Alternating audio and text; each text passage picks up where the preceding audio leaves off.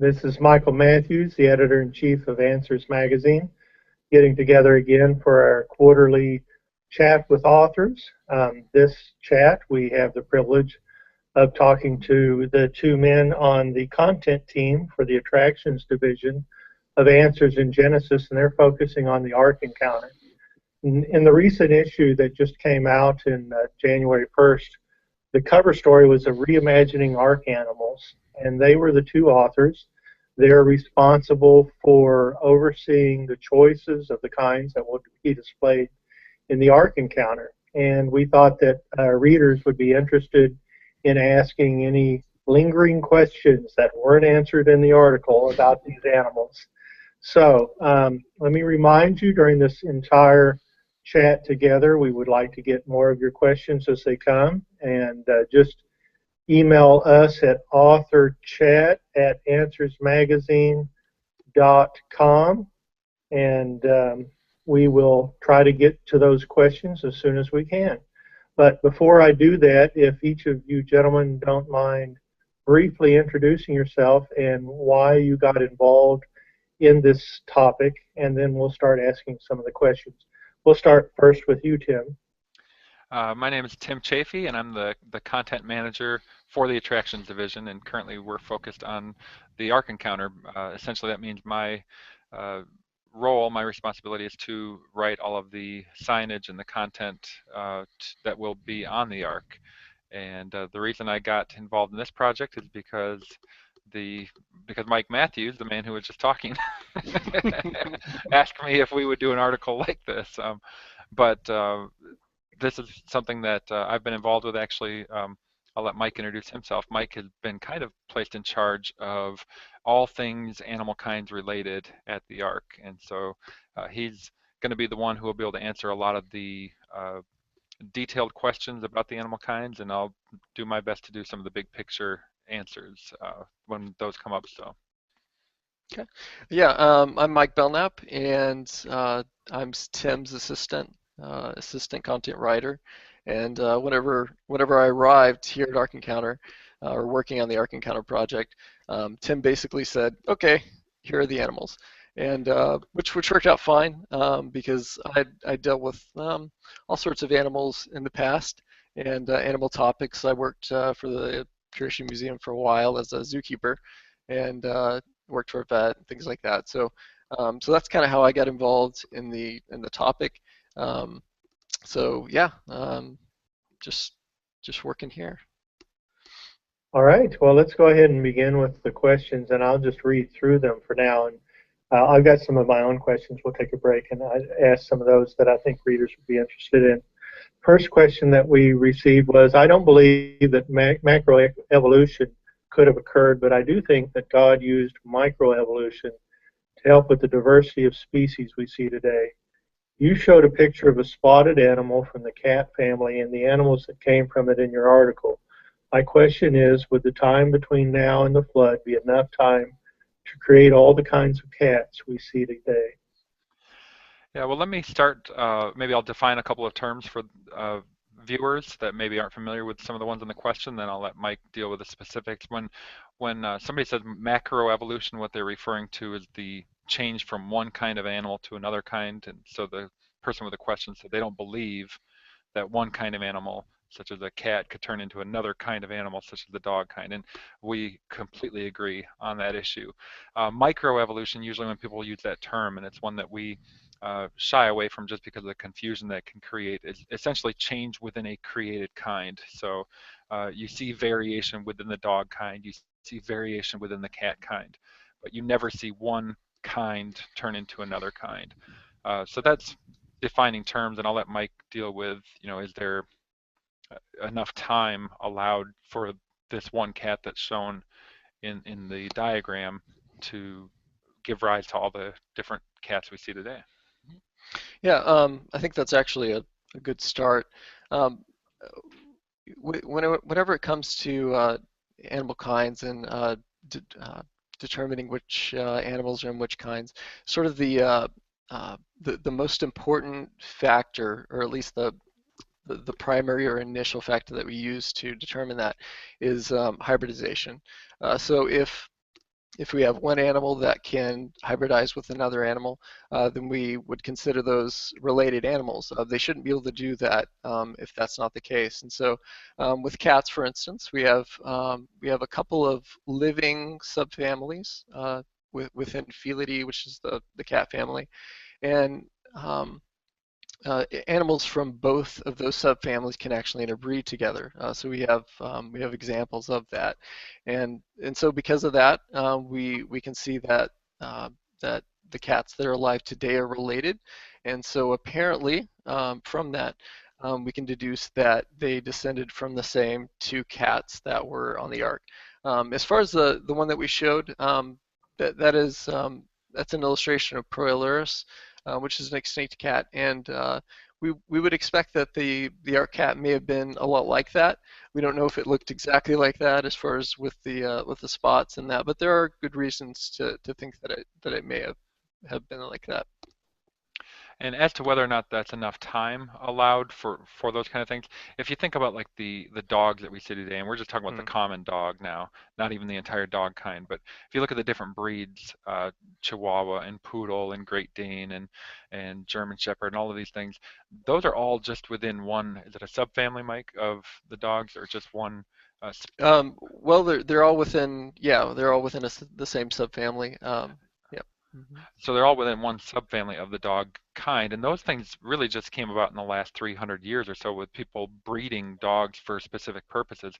So you get a great variety just within one subfamily, but if you take that back up a level and you go to the family level, you have even greater variability within that. So with the dogs, you would have like jackals and dingoes and coyotes and wolves, and so you have great diversity within that kind. And then just in that one subfamily, the common dogs that we see in just a few hundred years, a tremendous amount of variation, and that's just within one specialized grouping.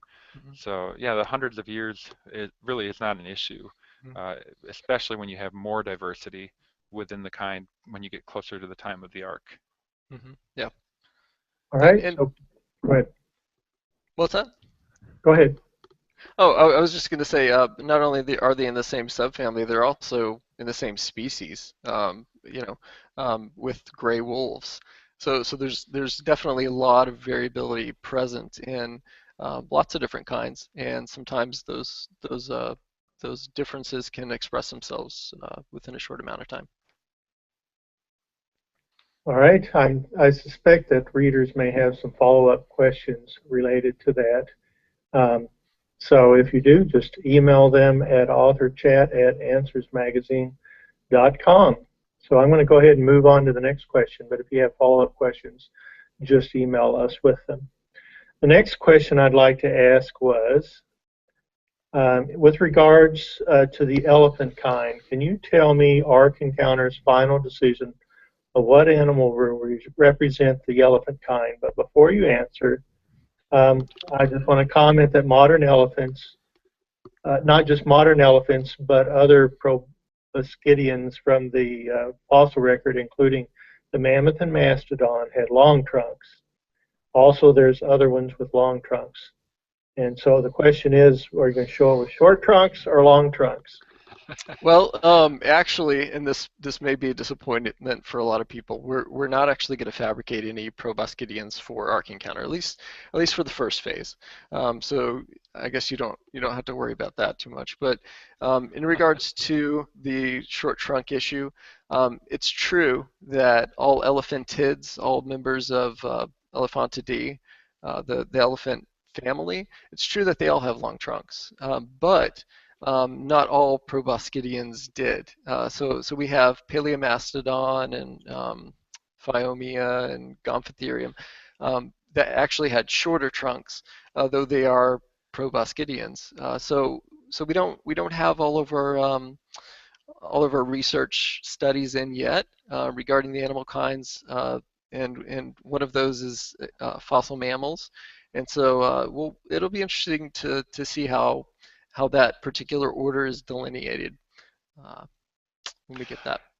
And I think maybe an important thing to point out here is the methodology that we've used for selecting these animals. And one of the things that Mike has done is He's taking a look at the fossils that we find in the layers that are closest to the time of the flood as possible. So shortly right after the flood layers or near the top of the flood layers. And the idea would be that the animals we find buried at that time would be the ones that would be most similar to what we find on the Ark. And so that's been the methodology we've followed. We understand that it's not necessarily going to be foolproof. All it would take is for somebody to find another fossil of an animal that looks different than the one that we selected, but still within that kind, to say, well, maybe it was quite different than what you guys picked. But we're going with the best that we have available to us at this time. And that's kind of an important point, that what we're dealing with at Ark Encounter are models. In order to actually show something at Ark Encounter, we have to make all sorts of different decisions, and we want to make decisions that are consistent, and the best ones that we can make at the time. But models do change.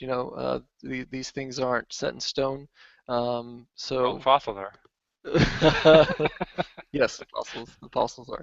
Yeah, so just something to consider. Okay, the next question, understanding how we know animals that were fossils, we don't know whether they hybridized. And so we have questions about their relationships implied in the following question from a reader. So if you could address what I just said as well as the reader's question. And this question actually involves the kids' answers, where we did a takeoff for kids on were these Ark animals.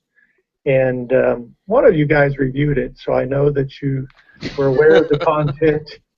We both looked at it. Raised. We're both responsible. So here we go. So the question is, there's a picture of a 2-foot-tall, 3-toed animal, and the claim is that this was the grandpa of all horses and zebras. However, the idea that horses evolved from a 3-toed tiny ancestor is a claim that evolutionary theory has endorsed. We are interested to know the evidence that research has obtained to demonstrate how such a small 3-toed animal can produce a large hoofed horse of little resemblance. Wouldn't this require an increase of genetic information? Well, before I let Mike get to the specifics on that, because I know he'll be able to go through a lot of detail on it. Just because something gets larger does not mean that it is more highly evolved or that it has gained more information. People who are watching at home may not realize that I'm 6'9".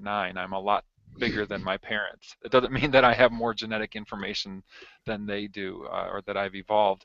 It simply means that they had the variability within their genes to produce this monstrosity, if I can say that.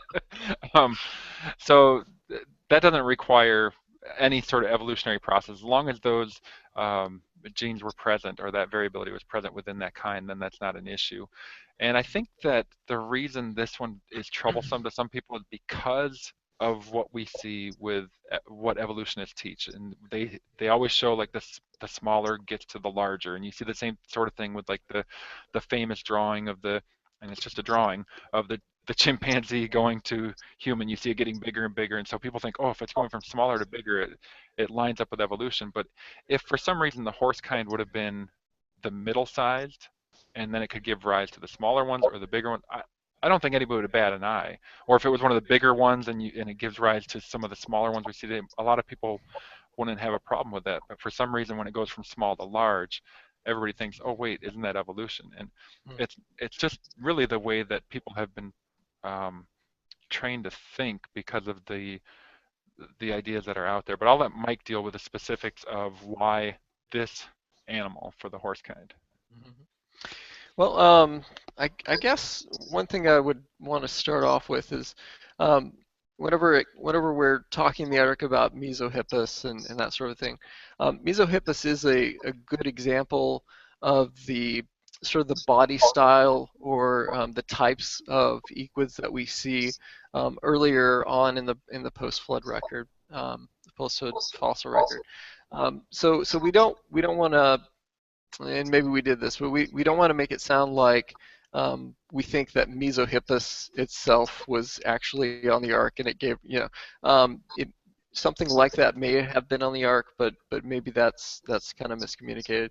Um, but at the same time, whenever we look at those animals that we see buried in this early post-flood fossil record, they are smaller, and they do tend to have at least three full toes on each foot. So that's what we find. Um, you know, yeah. Well, I think Mike, maybe you can even address this. There are a lot of wild horses today.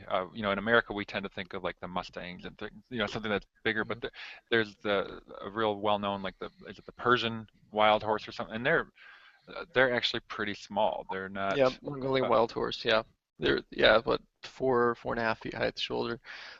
So that is one thing that maybe trips people up too.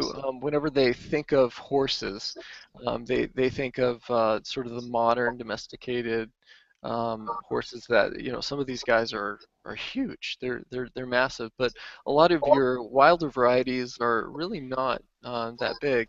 But it also seems like there's also been variation of sizes of horses throughout history. So it hasn't been linear from really tiny horses up to really big horses.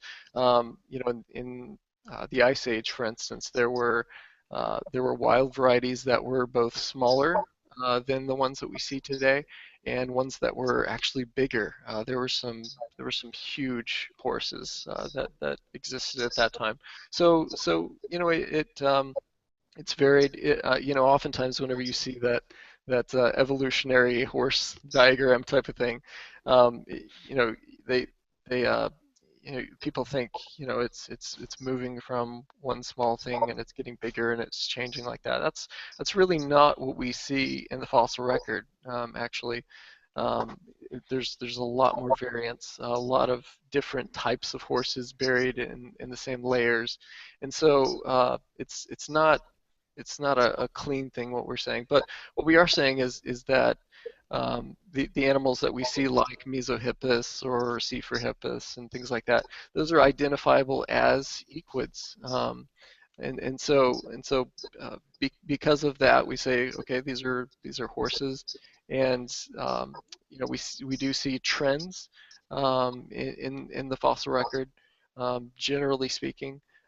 So they did have multiple toes. They did have they were generally smaller and things like that earlier on. So why don't you, before we move to another topic, you said they have the characters or characteristics of a horse. A lot of people don't know the paleontology term of characters and how that does help a paleontologist to compare one set of bones with another one, and it does find meaningful patterns. So would you explain how something that's 2 or 3 feet tall versus something that's 8 feet tall at the shoulder could have similar characters? Okay. Sure.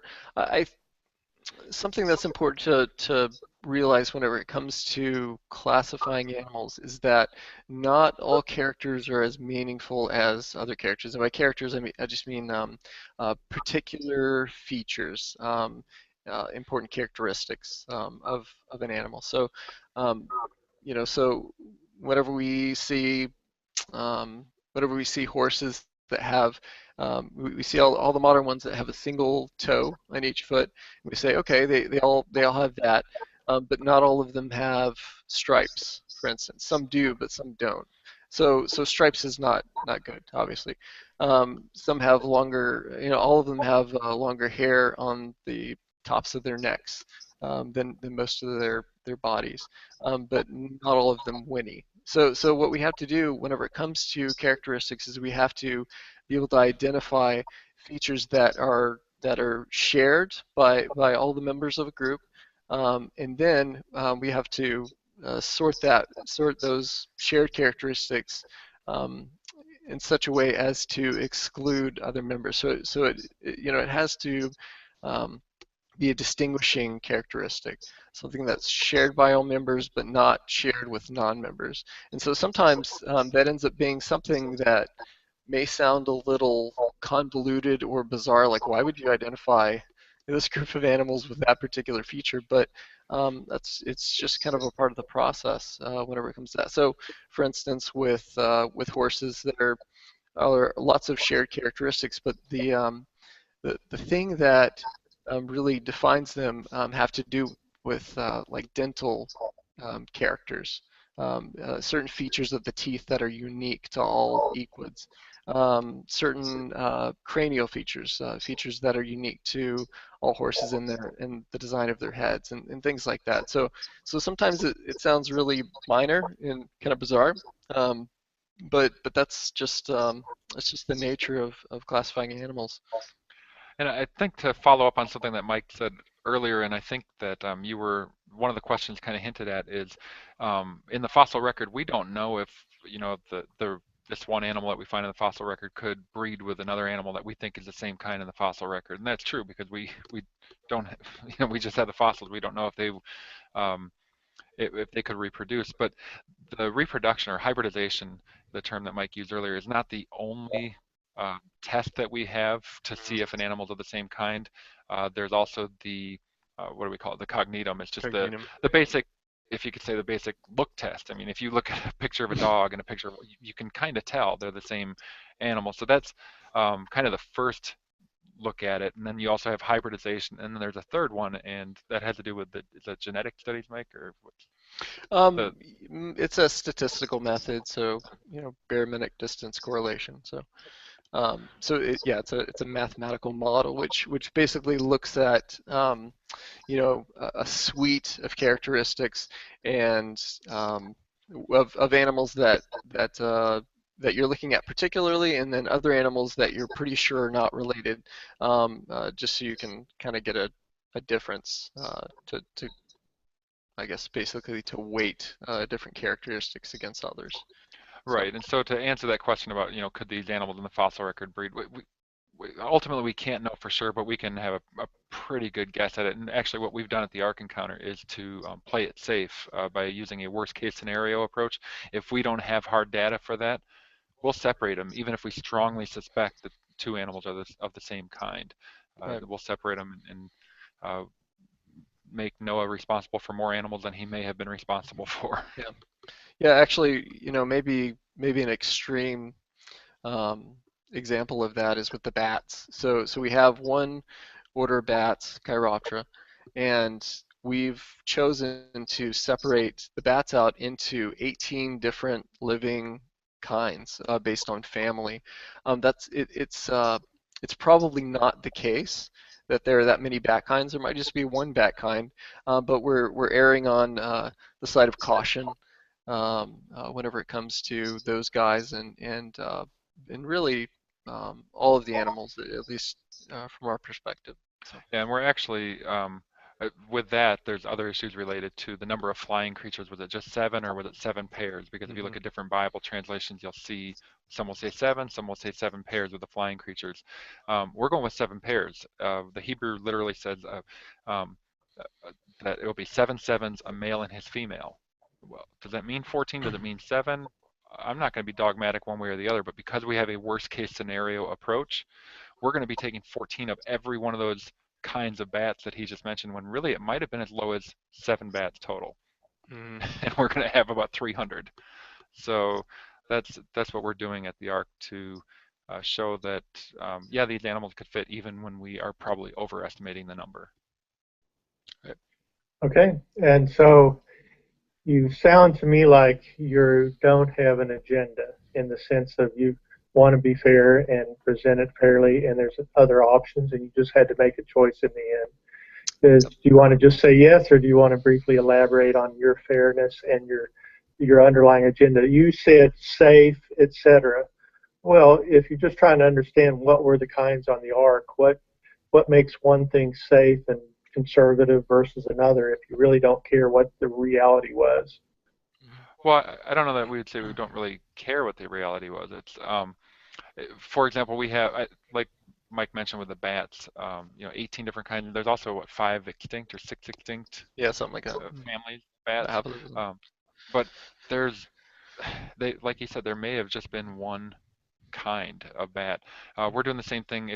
And these studies are already done. If you look at the amphibian study on the Answers Research Journal website at Answers in Genesis, you can look at the amphibians and you can see that there are a ton of salamanders or a ton of frogs that they look like they're the same kind.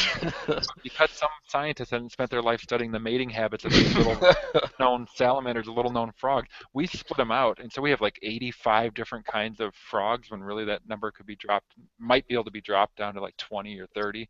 Now, of course, frogs don't take up that much room, but it still adds to the count of the animals that we have.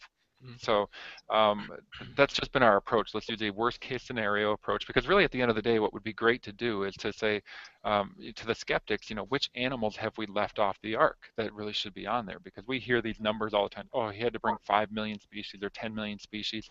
But what they don't tell you is they're including bacteria in that number. They're including all of the marine life. They're including all of the insects. That's more than 99% of all of the different species. And really, he was just responsible for the land dwelling or the land dependent animals. And that number is much, much smaller than most people think. Yeah. And actually, on the topic of being conservative, the very fact that we've included amphibians is a little bit unusual. A lot of people, whenever they do estimates like Woodmorphy, whenever he wrote his feasibility study, he actually didn't include amphibians in that. Now he was really conservative in the sense that um, he estimated the number of animals on the ark by genera. And so in a lot of cases, we're not. It's actually a bit higher around the family level for the most part. But yeah, I mean, just having amphibians on board is another example of how we're trying to be conservative in the sense of having more animals on board than probably were. So. All right. Look, I got one comment and a question, and then we'll move on. The comment was when they were asking about what was in the kids' answers and on were these ark animals. Underneath the heading of that, it says we can't be completely sure what animals boarded the ark, but these lived around that time. Wow. So the Mesohippus and the others, that's just a reference to animals we weren't necessarily saying, even if it gave that implication, that this was the grandparent of every one of them. Yes, okay. we don't want to communicate that we've actually found the ark animals themselves as far as their particular species. So, yeah. Right. So, and related to that was a question here that just came in. I've got some other questions to ask, so y'all be patient, the ones that sent them. What kinds of evidence do you look for in the flood layer fossils that might indicate animals during or before the flood? So, and they gave an example. They actually mentioned unicorns, and I don't know the background there. And what a specific set of characteristics would help us link a post-flood to a pre-flood creature like a horn? So that's an interesting question that you did talk about in your article. That how do you link post-flood fossilized creatures and pre-flood fossilized creatures? Okay. Yeah. Well, yeah. The example given with the unicorn. Maybe I'll just real quickly touch on that, and then let Mike deal with the specifics of the pre-flood, post-flood. A lot of people get this idea, and skeptics love to use this. Oh, where did Noah keep the unicorns? And Buddy Davis had the fun song, and I think this is what launched this question about the unicorn. What did it say? It went poof on the ark or something like that, or it disappeared. But did Noah have a unicorn on the ark? Well, did he have an animal that had one horn or maybe two horns? The King James version of the Bible describes a creature as a unicorn, and sometimes it talks about it having one horn, sometimes it talks about it having two horns. And if you look at all of the descriptions of that creature throughout the Bible, it sounds an awful lot like the rhinoceros. And so people mock the King James Bible for using the term unicorn, even though that is one of the Latin names for one of the species of rhinos. And they also have the bicornus, which is two horns. So that's all they were doing. They're referring to a different animal. But now, 400 years later, people hear the word unicorn and they think of a horse, mythical animal with one horn, and that's not at all what was being described there. Um, so will we have unicorns on the Ark? You'll have to come in 6 months and find out. Actually, so, but if Mike wants to deal with the correlation of pre-flood and post-flood.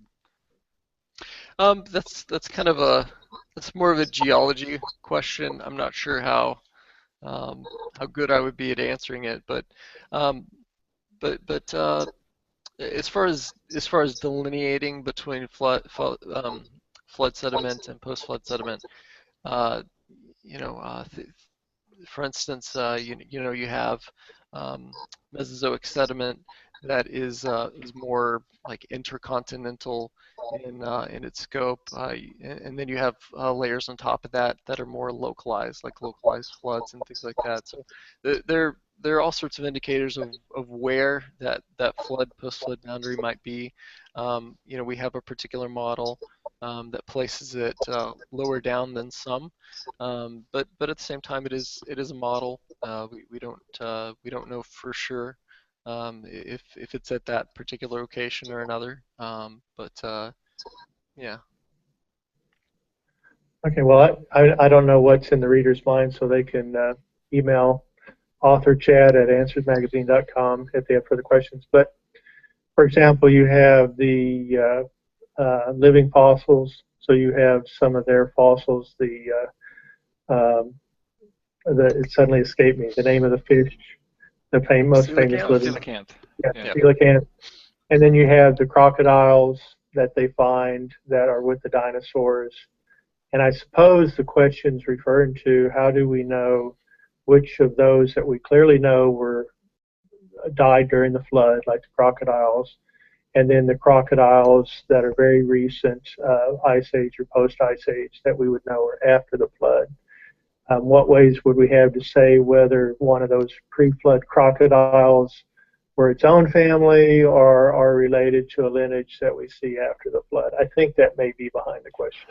Okay, I think that Mike has already addressed something very similar to that when he was talking about the horse and the things that they look for that are distinctive to the horse kind, having to do with the dentition and some of the features of the skull.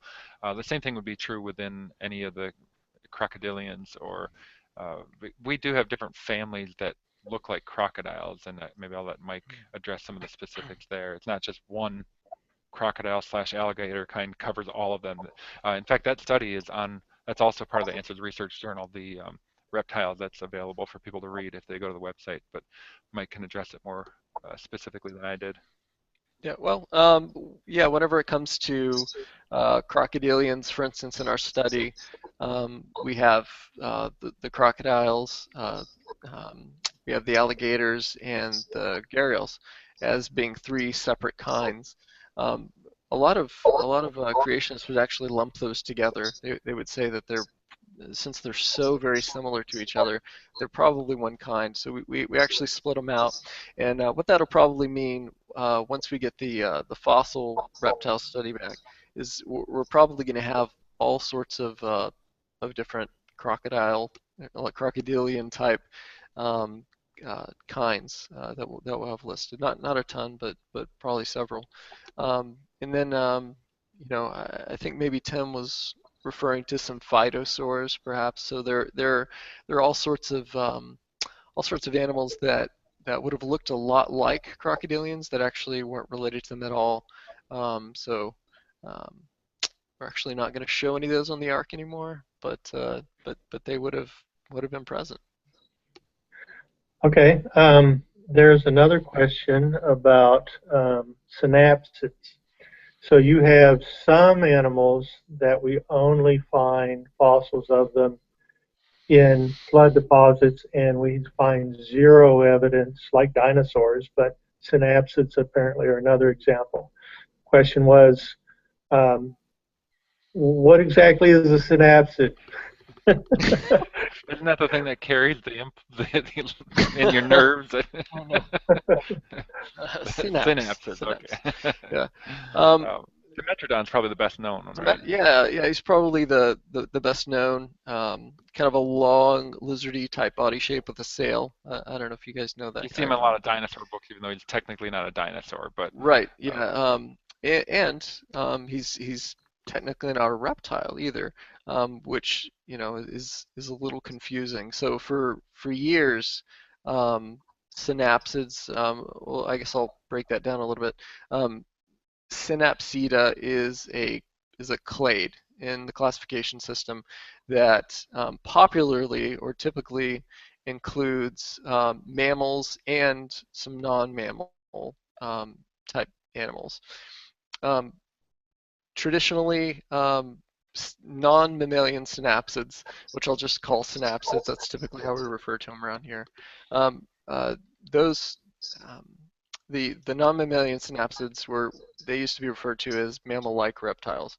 The problem with that, as time went on, is that uh, they really don't group well with reptiles or with mammals, and so they've actually been broken out into this clade called Synapsida. They're a lot of them are a lot more like mammals than they are reptiles, but these are, it's a classification group of many different kinds that are neither mammal nor reptile. So So I just find that cool. It just shows that there's a variety, like dinosaurs, that people haven't heard about that are now extinct, but would have been on the ark. And we just don't have a record of whatever survived, and then they didn't last long after the flood. Is that correct? yes, yeah, that's correct. So yeah, they're a lot of them were really bizarre. They look like something straight out of a sci-fi film. Um, so some had sort of waddling type stances that were kind of reptile-like, but their skin was smooth and really porous, which is weird. Others, it appeared, may have had whiskers and things like that, but these were apparently not, thickly furred type animals. So they were bizarre. They're really fascinating. So, I just love it. Okay, so I got another question. Somebody says, how about the lizard type? I used to collect skinks and alligator lizards. It seems to me that some of these come from a common parentage. Also, were some of these bigger at the time of the flood, although a young pair in the case may have boarded? And I don't know if you're familiar with alligator lizards or skinks.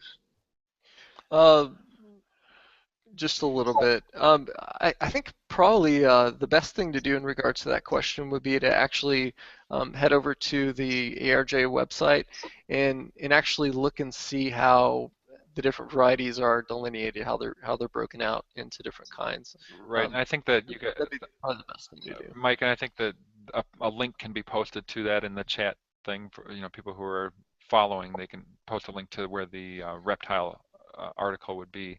Um, the thing is, we there are some times where animals, the question about whether or not these could possibly be related. There are times where animals have, if I can use the term, speciated so much, they've come so far from what the original was that maybe they don't interbreed anymore. So we would separate them out, but there is a possibility that actually they were the same kind. Right. And so that's one of the ways that we are probably overestimating the number of animals is because of those instances. Hmm. Thank you. I got another question. In the article, you have a picture of Quetzalcoatlus. I'm not sure how it's pronounced, but I'm familiar with the word. It's good And it enough. says, This one right here, is it a bird, a dinosaur? It or a says it's plane. a flying reptile. Is that considered in the dinosaur family? I'm using their words. Or are flying reptiles a completely different kind? Yeah, if you look at a lot of dinosaur books, especially for kids, the ones that always say 65 million years ago at the beginning, they will almost always include something like a plesiosaur somewhere along the way, which is the big marine reptile that, some people think the Loch Ness monster think that like a plesiosaur, and I'm not saying we believe in the Loch Ness monster. I'm just giving that as an example for people who may not be familiar with what that is. Um, so they'll talk about marine reptiles, and they group them in with dinosaurs in those books. And then you have all the popular dinosaurs like T-Rex and Triceratops and Stegosaurus. But then you see the pterodactyls and pteranodons and quetzalcoatls is more like that. It's a flying reptile. Technically, it's not really a dinosaur.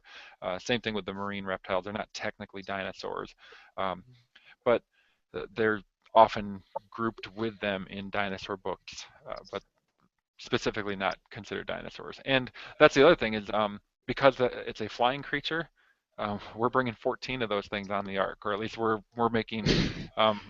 When we're talking about whether or not Noah could do this, we're not actually making 14 of them. Hypothetically, yeah, we didn't want to spend all that to fabricate all those Right. guys, but yeah. But we're accounting for that in how much room they would have had to take up and how much food would have been required. So for all of those, we're talking about 14, not just 2 or not just 7. Yep. Well, okay, you bring up food. I've been waiting to ask this one. Was the food similar to what animals eat now? Are some of these exotic animals around today? And where have you found these fossils primarily? I just asked 3 questions, but so we'll start with, was the food similar to what animals eat now? And then are some of these exotic animals around today? Well, let me start with the first one of the food similar to what they would have eaten, what they eat now, similar to what they would have eaten then. And in a sense, we really can't know for sure. One of the questions we've had to deal with is whether or not we're going to show carnivory on the ark. Were there any animals that were eating meat at that time, or what about insectivores or piscivores, things that just eat fish, and or even the ones we've had to make a decision. Will we show them that way? We believe there was carnivory before the flood. We know in Genesis 1, God commanded the animals and also man to eat vegetation, but after the fall, it talks about how all flesh had corrupted its way on the earth, and that may just be a reference to man, but the whole world was very wicked, and we see evidence in the fossil record of carnivory. You see animals that have big teeth marks in their bones. You actually find other animals fossilized within the belly of other creatures. So it seems like that was taking place prior to the flood, or at least during the flood. That was when those ones were buried. So it's still a possibility that God would have brought animals that were not carnivores. So even if, let's say the T-Rex, even if they were eating meat before that, it's possible that some of them were not, and God brought those ones. But it makes it even a little more complicated for us if we account for them eating meat while they were on. And so ultimately we can't know one way or the other what the ones on the ark were eating, but we do have to account for the amount of space that their food would require. And so we've presented different options as to what it could have been like. And I'll let Mike deal with the exotic question, the question about the exotic animals. And I guess really you need to know which ones they're talking about to say yes or no. Quetzalcoatl, as far as we know, is not around anymore. Right. Yeah, could you repeat the part about the exotic? It says, are some of these exotic animals around today? And before you answer the question, my guess is we have a sidebar called Funky Kinds, and which has the Megasterops, the Phylacosmilus, Oh, okay, I see. a synapsid, and the Quetzalcoatlus. Yeah. So are any of these around today? Those are all extinct kinds, unfortunately. So, yeah, let's. Yeah, it would have been neat if some of them were around. That was a yes or no question then. They're gone. Right, they're not around. They're dead. Yes, so, dead. As far as we know, right? As far as we know. So except in the Congo somewhere. That's at least some people want to hope. Yeah. The question of eating, though, was not directly a carnivory question, and I'm surprised that you said that, which is a good, maybe that's what was behind the author. But what about the plants and food? That the plants that we find in the fossil record buried almost universally with Triceratops and other dinosaurs are not like plants today. So I think that's a legitimate question. Did they have wheat and broccoli and all the other, and salad for the poor little rabbits? So go ahead and answer that question. Well, it was closer to the time of paradise. They probably didn't have broccoli. All right, Mike, go ahead. You deal with that one. Okay. Well, a lot of the foods that we eat ourselves and that we feed animals today, a lot of those are relatively or fairly recently cultivated foods from wild types, and so there would have been a huge variety of foods available, all sorts of different fruits and things like that. What's kind of different about it though is whenever you compare the sorts of uh, plants that you see in strata that's clearly flood strata, and then you compare that with what we have today, or even what we would perceive as shortly after the flood. There's a flip, and so we do have certain types of the same sorts of plants that were very common before the flood in the world today, but they're a lot more rare. And then some of the others that it seems, at least from the proportions that we have of fossils, that they were more rare prior to the flood, they're more common today. So it seems like there was quite a flip um, uh, caused by the flood, which it was a violent event. It was tumultuous. So we should expect extinctions and changes in the proportions of the types of plants that we could see um, as being pretty common, resulting of that. All right. All And right, Mike, let's before go. you ask the next one, I've held this up a couple times, but I don't think I was talking during that, so people probably didn't get to see what it was. But this is from the, the current Answers magazine. This is um, the article that we've been talking about, and these were the funky kinds that that question was about. So if people want to learn more about that, they can pick up the Answers magazine and see some really cool artwork, and I think even better writing, if I can say that. Only because we had good editors. Right, we had help. Yeah. We actually have a lot of questions left. We have about 4 questions and 15 minutes. So we'll have to zoom through these as best we can, and then if readers think we missed something, let us know. So the next question, how many animal kinds in total are you planning to fabricate for phase one of the Ark encounter? Let's see, including the bats and the birds, we're looking at around 80 different kinds. And because we're doing so many bats, so we're gonna actually show um, all of the bats multiplied by 7 pairs. So that's over 300 bats. So we're pushing over 400 animals that we're gonna fabricate specifically for Ark Encounter in the first phase. Wait, are you telling me, did I hear you right, that like, what is that, a fifth of the animals you're showing are bats? Yeah, and what's pretty impressive too is a lot of them are so small that we're actually going to be able to fit them in one bay, um, all the bats. So yeah. Okay. Next question and is on clean and unclean animals. I understand about the number that you talked about 7 or 14. Are you following the definition of clean and unclean animals? And then it says according to the Bible. Yeah, we don't. Here's the issue there. We don't know for sure if Noah used the exact same um, uh, qualifications for what is clean and unclean as Moses did 1,000 years later. God, in the book of Leviticus, God told Moses, here's how you identify a clean and unclean. But since Moses is the guy who writes Genesis through Deuteronomy, it's probably a safe assumption to use the same thing. At least that's how his audience, the Israelites probably would have understood that at that point. But and we have nothing better to go on than that. So that's that's really the decision we have to make, is to use that same thing while recognizing that it is possible that there was a little bit different classification for him at that time. But would Noah have to make that decision, or is it, hey, if the animals show up by two, these are the unclean ones. If there's 14 of them, these are the clean ones, and God was bringing the animals to him. So um, that's I like to say that in two ways we actually have a tougher job than Noah. We have to decide all of the different animals that go on there. Noah didn't have to because God brought them, Right. and we have to make the animals. Noah didn't have to do that, but at least Yeah. the animals we make don't make messes and we don't have to clean up after them. So. His job overall was much harder, though. Right, exactly. But doable. Okay, the next, I've got a couple of fun questions, and I'm going to combine them. One of them is my question for everybody, and then it's related to this. So if you see my face, nobody else talk. Cover.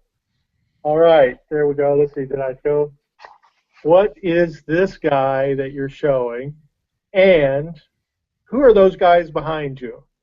All right. Well, the one in the magazine, here it is right here. This is a called Thylacus milis, and we do talk about him in the article.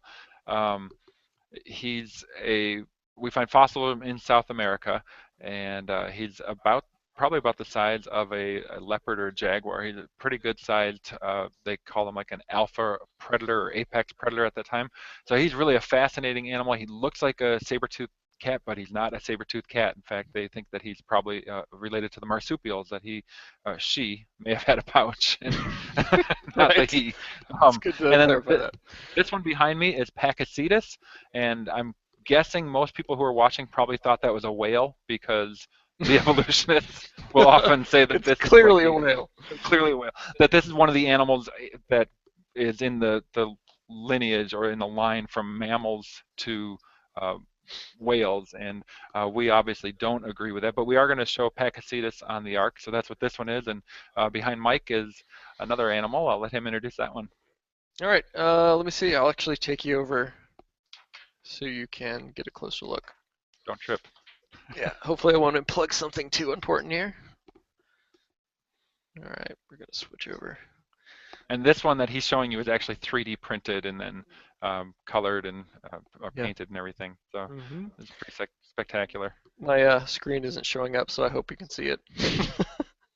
So yeah, this is Silosaurus. It looks like a dinosaur. It was a land animal that was a reptile that we find in strata that we also find dinosaurs in, but it technically was not a dinosaur. It's a dinosaur form. It's very similar.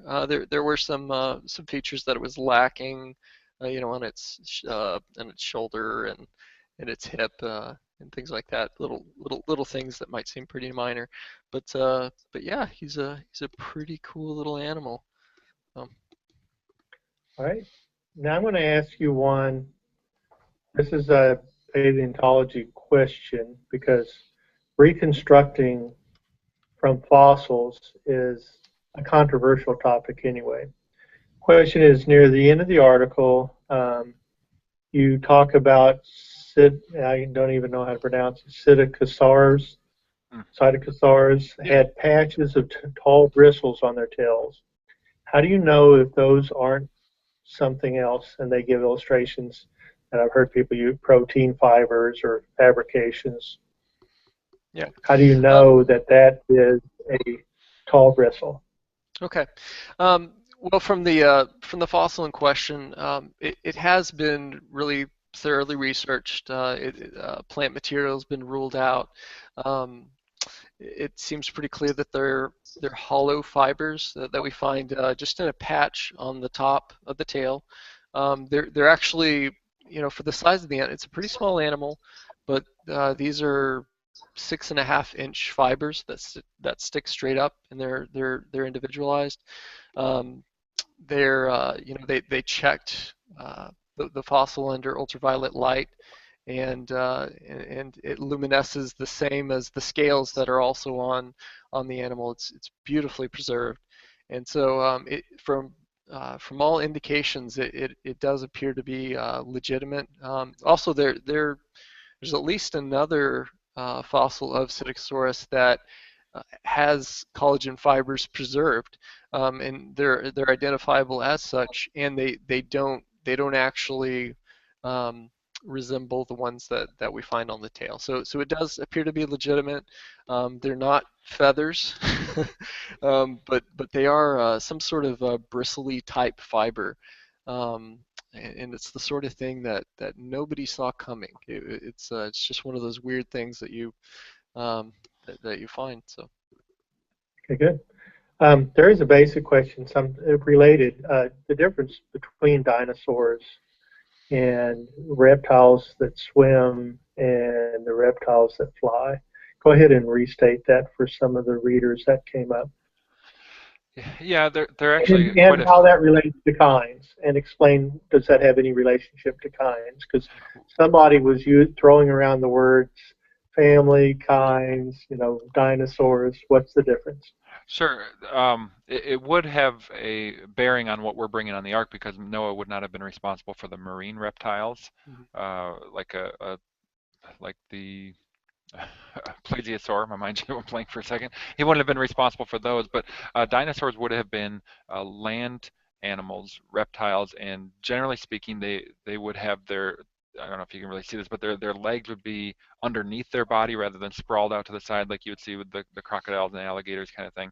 Um, and and there are other qualifications for what makes a dinosaur. For example, he just showed the little guy behind him, and that would look like it meets the qualification for a dinosaur, but it doesn't. So Mike might be able to add a few more of those qualifiers, but um, Yeah, little technical things. There's a certain shape and a certain cavity that dinosaurs have in their hips. Um, they have certain bones in their neck, um, epipophyses or something like that, that are unique to dinosaurs. And so, yeah, there are some particular features that separate dinosaurs from uh, you know uh, other creatures that, for all intents and purposes, look to us like dinosaurs. But it's kind of a specific, a really specific type of thing. But generally speaking, yeah, the easy way to tell dinosaurs from other extinct reptiles that we tend to associate with dinosaurs is what Tim just mentioned. So. We have about a minute per each of you. If you would just take a minute and give the reader what you think is a devotional or a big picture takeaway from the surprising look of so many of these creatures. And I'm going to, where I'm headed with this, but the whole idea of the present is the key to the past versus what this tells us about God and creation and how we need to be careful even ourselves. Start with Mike, and then we'll end with Tim. Okay. Um, I guess the thing that I find just brilliant about these funky kinds that we have in the article, and some others that that we couldn't fit or just haven't mentioned, is that it's a beautiful demonstration of the creativity of God. I mean, some of these things are truly more beautiful or more unusual than anything that we have made up for sci-fi. And so so that's something that I think about whenever I see these things, is that they're fascinating, and God is such a creative being, and so by definition, he's the creator of all things. But yeah, that's something that I take away from these guys. yeah, he stole my answer, but I'm sorry. no, one thing I think is important for us to keep in mind is that so often when we hear somebody, if we think of accounts from the Bible from our childhood or something, we get this specific picture in our mind of David and Goliath, and oftentimes we're very wrong in the way that we think of what David may have been like, and we get pictures of what the ark and the animals, what they would have looked like, and we think of the modern animals on there, and that's not an accurate picture of what that was like at all. And I'm reminded, when I saw a film on the Bible not too long ago, and when Paul, the Apostle Paul, at that time Saul, was blinded, and he had to go see Stephen on, State Street, or Straight Street is where he lived. Stephen looked like he was 35 and buzzed hair, and I thought, that's not what Stephen looked like. He had long hair and a beard, and I thought, wait a second, I don't know what Stephen looked like. Maybe he did look like this. But you get these ideas in your mind, and oftentimes uh, it may or may not be accurate. What I think is interesting about what we're doing here at the Ark Encounter is that people are going to one, they're going to be blown away by the size of the ark itself. I think they're going to be very surprised at the amount of research that's going into each of these animals. And you can tell that Mike has done his homework on a lot of these, and he works with the sculptors every day and just on these little minute details. And as much work as he's put into it, it's amazing to think that our creator just like just by speaking in, is able to create all of these amazing creatures, and to think about what it might have been like to see them all in one place and getting along for, for during the time on the ark. It would have been fantastic, no matter how scary the ark, that whole thing might have been during the flood. Yeah. Well, I thank both of you for your time, and it's been enjoyable, and I look forward to the next time that we can get together and talk. I think all the Christian world is going to be fascinated to hear about the Ark Encounter opening in July in Kentucky, and this was just a taste of it in the article. We'll have more about it in the next issue and the following issue. So if you had any unanswered questions that you needed some more on, go ahead and email us at authorchat@answersmagazine.com, and I hope everybody has a good evening. Good night. All right. Thanks for joining us, guys. Thank you.